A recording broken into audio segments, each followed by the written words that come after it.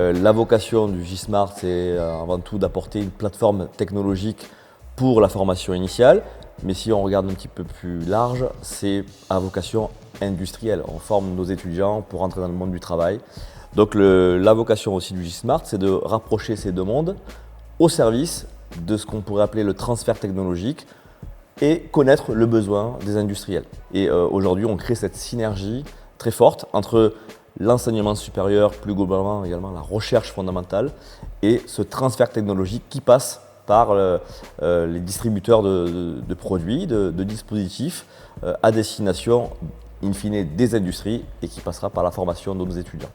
C'est-à-dire qu'aujourd'hui, dans le pôle Smart, notamment le pôle Smart RAO, on a une activité de prestation de services auprès de nos clients, des grands groupes du CAC 40 jusqu'à la petite start-up. Et puis on fait beaucoup aussi de formation continue. Donc c'est de la formation tout au long de la vie des professionnels, la montée en compétences. Et là, on reste très proche des besoins industriels. Et en même temps, on apporte cette thématique côté formation initiale.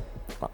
Adapter toujours la formation initiale, la faire évoluer avec une vision de l'industrie de demain en basant sur des bases très solides des enseignants d'aujourd'hui. Au-delà du produit, ce qu'on attend aussi de nos partenaires dans l'industriel, c'est le soutien humain. Grâce notamment aux relations au travers du J-Smart plus globalement, on crée ce lien humain et cette continuité qui nous amène finalement à faire des choix autour de la technologie liés à cette pérennité dans nos actions. Sans faire l'historique du J-Smart, aujourd'hui c'est toute une équipe au niveau national qui se bat pour rapprocher les deux mondes universitaires, mais plus globalement, encore une fois, la recherche fondamentale et ses besoins industriels.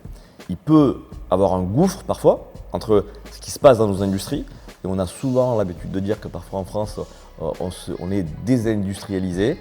Attention, parfois, par ce focus-là, parce qu'il existe de jolis fleurons de l'industrie et qui passent aussi par l'adaptation de nos formations initiales. On a connu de grandes transformations, le numérique, aujourd'hui on parle d'IA. Qu'en est-il des vrais besoins dans l'industrie? Et mettons en fait dans nos industries des briques techno adaptées.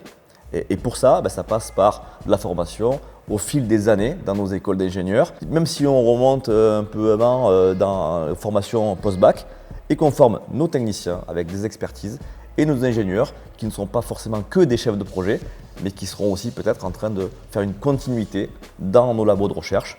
Et ça passe forcément par nos partenaires qui sont des clients dans le cadre de la réindustrialisation du pays, mais aussi nos porteurs de solutions qui sont aujourd'hui français, mais plus globalement très internationaux.